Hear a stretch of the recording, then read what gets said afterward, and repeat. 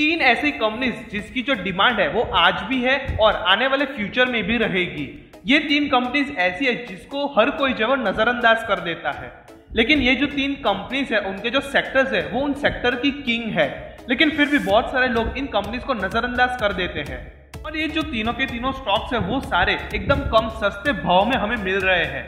यानी कि अगर आप लॉन्ग टर्म इन्वेस्टमेंट्स करना चाहते हो तो ये जो तीन स्टॉक्स है वो आपको लॉन्ग टर्म में डेफिनेटली अच्छे रिजल्ट जो है वो लाकर दे सकते हैं। कौन से ये तीन स्टॉक्स और उनकी फुल एनालिसिस करने वाले हम आज के वीडियो में, तो इस वीडियो के अंत तक जरूर बने रहिएगा। तो चलिए अब एक भी मिनट गवाए बिना लेट्स स्टार्ट द वीडियो।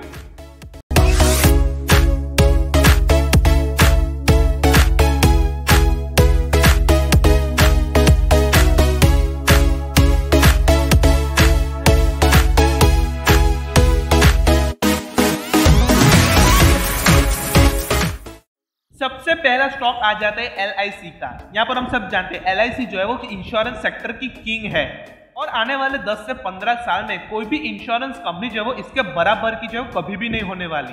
क्योंकि अगर हम यहाँ पर एक्सपीरियंस लोगों से अगर हम उनकी राय लेंगे तो वो लोग कहेंगे LIC में निवेश करो, क्योंकि हम सब जानते हैं LIC जो है ट्रस्टेड है। तो हमारा जो भरोसा है वो हमेशा कायम रहेगा LIC पर।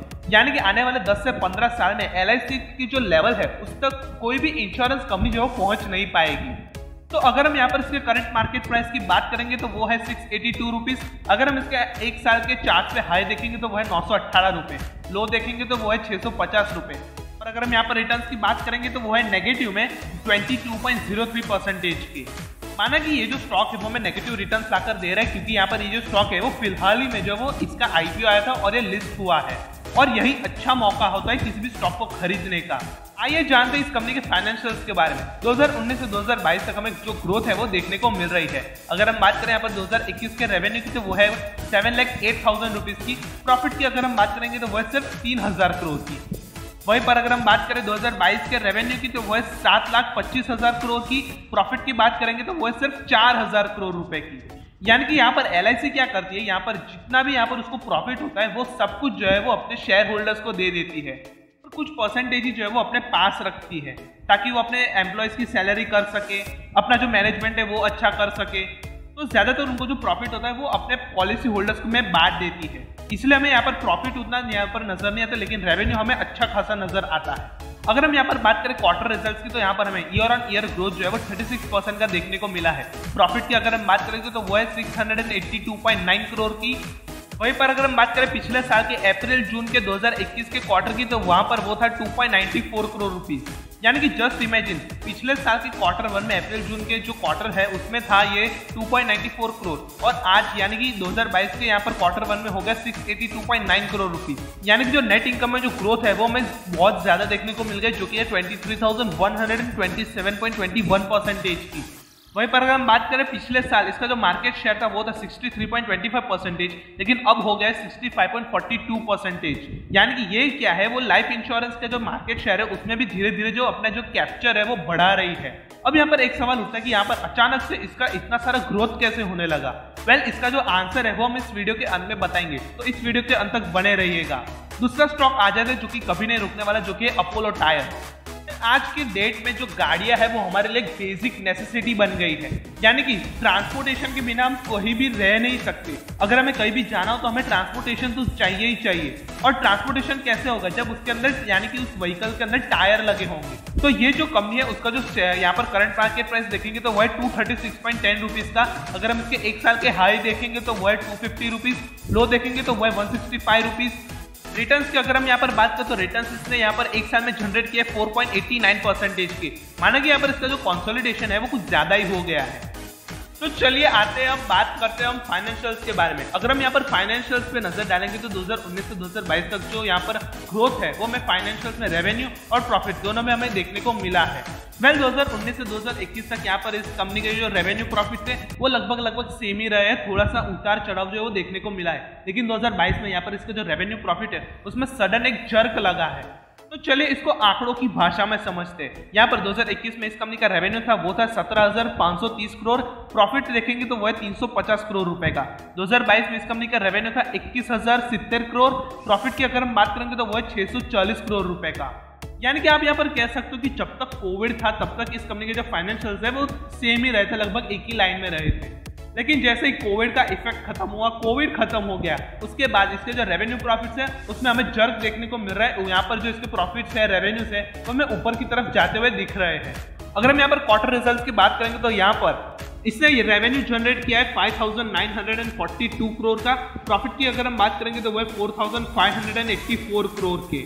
अब यहाँ पर आप कहोगे कि इतना रेवेन्यू और इतना सारा प्रॉफिट इसने जनरेट कर लिया, तो यहाँ पर उसका रीजन है, यहाँ पर उसके जो डोमेस्टिक और यूरोपियन जो ऑपरेशंस थे उन्होंने काफी अच्छे जो रिटर्न्स है और काफी अच्छा परफॉर्मेंस उन दोनों ऑपरेशंस में जो करके दिखाया है। तो उन यहाँ पर इंडियन ऑपरेशंस यानी कि डोमेस्टिक ऑपरेशंस और यूरोपियन ऑपरेशंस की वजह से यहाँ पर इसका जो रेवेन्यू में 38% का ग्रोथ यहाँ पर देखने को मिला और 14% का जो ग्रोथ है यानी कि जो इंक्रीमेंट है वो हमें देखने को मिला इस क्वार्टर में। यानी कि इस क्वार्टर के रेवेन्यू में 5,942 करोड़ में से जो 38% का जो ग्रोथ है वो यहाँ पर डोमेस्टिक और यूरोपियन जो ऑपरेशन है वहां से हमें यहाँ पर जो है वो देखने को मिला है। यहाँ पर अपोलो टायर्स के जो चेयरमैन है ओंकार कनवार, उन्होंने भी अपने जो बयान है उसमें यहाँ पर साफ किया है कि यहाँ पर उनके जो इंडियन और यूरोपियन ऑपरेशंस है उन्होंने काफी अच्छा परफॉर्मेंस किया है और उनकी वजह से उनकी जो स्ट्रॉन्ग टॉप लाइन थी वहां पर जो ग्रोथ है वो देखने को मिली है और वो लोग जो है आगे 900 करोड़ की जो इन्वेस्टमेंट है वो लार्ज चंक में करने वाले हैं। यानी कि उनका एक प्रोजेक्ट है आंध्र प्रदेश में ग्रीन फील्ड का, वो कंप्लीट करेंगे और साथ ही साथ वो क्या करेंगे, वो अपने जो टायर्स है अपोलो टायर्स उनकी जो क्वालिटी है वो और भी ज्यादा जो है इंप्रूवमेंट लाएंगे उसमें। ये स्टॉक आपके लिए कैसे अच्छा साबित हो सकता है जानेंगे इस वीडियो के अंत में, तो इस वीडियो के अंत तक जरूर बने रहिएगा। तो चलिए तीसरे स्टॉक की तरफ आते हैं जो कि ONGC। ये नाम तो सबने सुना है लेकिन इस स्टॉक में निवेश है वो कोई भी नहीं करता। अगर हम देखें ONGC जो है वो क्रूड ऑयल साथ जो नेचुरल गैस है वो प्रोड्यूस करती है। अगर हम इसका यहाँ पर करंट मार्केट प्राइस देखेंगे तो वो है 139.20 रुपीज। अगर हम एक साल के यहाँ पर हाई देखेंगे तो वो है 194.95 रुपीज, लो देखेंगे तो वो है 108 रुपए, रिटर्न्स देखेंगे तो वो है 19.90% के। अगर हम यहाँ पर इस कंपनी के फाइनेंशियल्स देखेंगे 2019 से 2022 तक यहाँ पर इसका हम इसके फाइनेंशियल्स देखेंगे तो ठीक ठाक ही है। 2019 से 2021 तक यहाँ पर इसके जो फाइनेंशियल्स है वो धीरे धीरे नीचे की तरफ आ रहे थे, लेकिन 2022 में इसका जो क्विक ग्रोथ है वो हमें देखने को मिल गया है। यहाँ पर अगर हम आंकड़ों पर नजर डालें तो 2021 में इसका जो रेवेन्यू था वो था 77,000 करोड़ का। प्रॉफिट की अगर हम यहाँ पर बात करेंगे तो वो है 4,000 करोड़ का। 2022 के अगर हम रेवेन्यू की बात करेंगे तो वो है 1,17,000 करोड़ का। यहाँ पर वहीं पर 2022 के प्रॉफिट की बात करेंगे तो वो है 40,000 करोड़ का। यहाँ पर मैं आपको एक और चीज बता दूं, यहाँ पर इस कंपनी की जो प्रोमोटर होल्डिंग्स है वो पिछले 6 महीने में जो डिक्रीज हुआ है 1.52% की, लेकिन वहीं पर म्यूचुअल फंड की जो होल्डिंग है वो 1.13% जो है वो बड़ी है। तो ये जो चीज है वो आपको जरूर याद रखनी चाहिए। अगर हम यहाँ पर इसके क्वार्टर रिजल्ट्स की बात करेंगे तो इसके जो क्वार्टर रिजल्ट्स है वो यहाँ पर ईयर ऑन ईयर इसकी जो ग्रोथ है वो है 91% की। अगर हम यहाँ पर बात करें इस क्वार्टर में प्रॉफिट की तो वो उसे हुआ है 15,205 करोड़ रुपए का। यानी कि ये जो कंपनी वो ओवरऑल अच्छा परफॉर्मेंस कर रही है, ये कंपनी उतनी भी बुरी नहीं जितनी हम समझ रहे हैं। तो आइए जानते हैं कुछ ऐसी बातें जो कि हम इस वीडियो के एंड में जो है वो डिस्कस करने वाले थे इन 3 स्टॉक्स के बारे में। सबसे पहला स्टॉक लेते हैं जो कि है LIC का।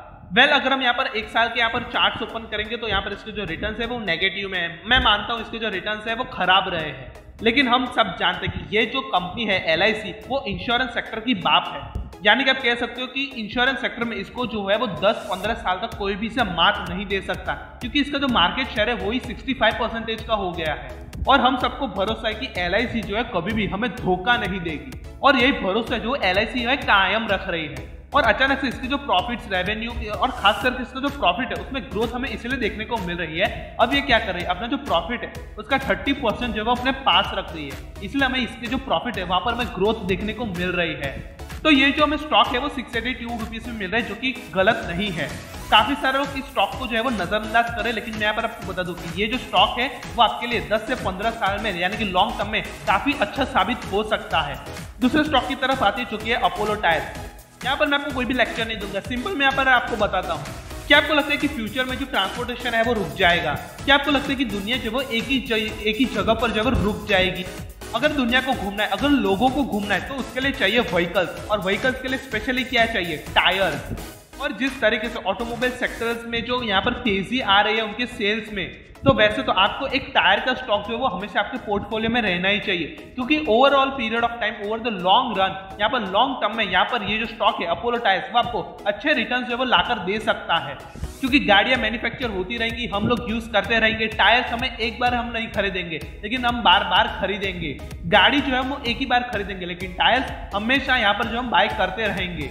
अब यहाँ पर तीसरा स्टॉक आता है जो कि है ONGC। यहाँ पर हम सब जानते हैं ONGC क्या करती है, क्रूड ऑयल और नेचुरल पेट्रोलियम जो है वो यहाँ पर जो है वो प्रोड्यूस करती है। तो देखिए, गाड़ी चलाने के लिए हमें क्या चाहिए, तेल चाहिए, यानी कि पेट्रोल चाहिए। और ये जो कंपनी है वो कच्चा तेल जो है वो प्रोड्यूस कर रही है। तो अगर आपको लगता है ऑटोमोबाइल सेक्टर जो है वो आगे जाके और भी ज्यादा फ्लरिश होने वाला है और भी ज्यादा जो आगे बढ़ने वाला है, तो आपको एक पेट्रोलियम वाला जो स्टॉक है वो भी आपको रखना चाहिए। और खास करके आप ONGC का जो स्टॉक है वो रख सकते हो, क्योंकि ये जो कंपनी है वो आप यहाँ पर कह सकते हो कि लीडिंग कंपनी है और यहाँ पर जो काफी सारे लोग हैं उस पर ट्रस्ट भी करते हैं।